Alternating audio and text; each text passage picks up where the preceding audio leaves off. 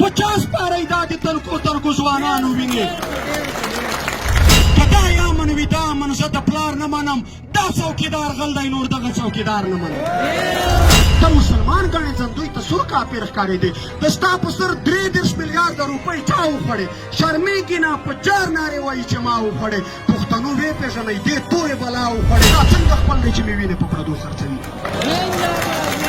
په هر یو جنګ په هر یو غولې دې ویرونه وشول مړه ته بیا حمله نارې کړه چې فلانی زندهباد سپینه پښتونه نو بیا څنګه پنجابی زندهباد مړه له دې نه خو مرګی زندهباد وایي له مرګ ویرېږې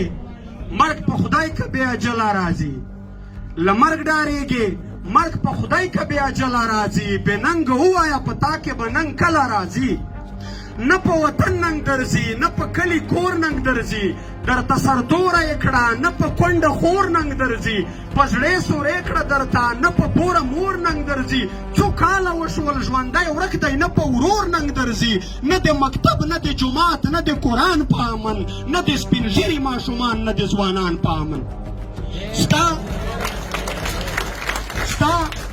ستا د وطن له مشرانو یې مرۍ غوڅې کړې له ماشومانو او زلمیو یې لاس خپې غوڅې کړې ستا ماشومان یې خیرتونو ته مجبور کړل که نه د ستا ځوانان یې منتونو ته مجبور کړل که نه ستا د وطن له مشرانو یې مرۍ غوڅې کړې له ماشومانو او زلمیو یې لاس خپې غوڅې کړې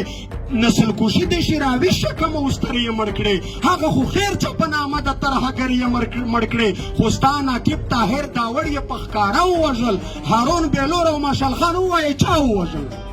50 پاره دا د تلکو ځوانانو وینې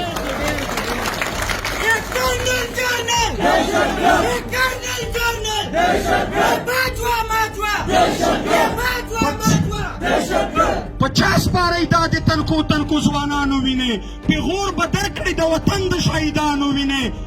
لږ را بیدار شه لږ را ویښ کړه خپل ضمیر بې ننګه په خپلو لاسو دې بدل کړه خپل تقدیر بې ننګه د سوات د کونډو یتیمانو حیا نه درغله د باجوړ له حافظانو حیا نه درغله د آرمي سکول له سټوډنټانو حیا نه درغله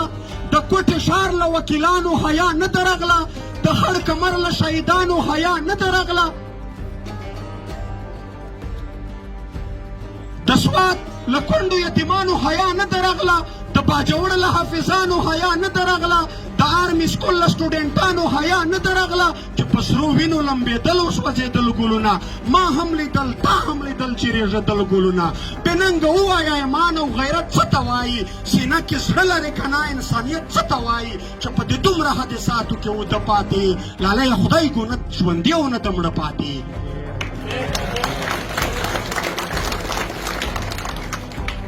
سر ورښکاره کوي لوټې لوټې خړ خیبر پروت دی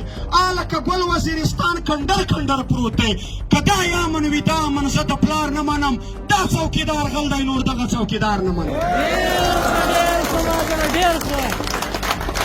دا ورکزیو هغه خړ کورونه چا وران کړل په دې مې پوه کړه اسرائیل او که انډیا وران کړل ټوله فاټکې د بارودو بارانو نه وشول په هر یو جنګ په هر یو غولې دې ویرونه وشول مړه ته بیا حمله نارې کړه چې فلانی زندهباد سپینه پښتونه نو بیا څنګه پنجابی زندهباد مړه له دې نه خو مرګی زندهباد له داسې خپل نه مې بیا 100 ځله پردی زندهباد چې زما لوښي د لاهور پر دوکانو خرڅوي دا څنګه خپل دی چې مې وینې په پردو خرڅوي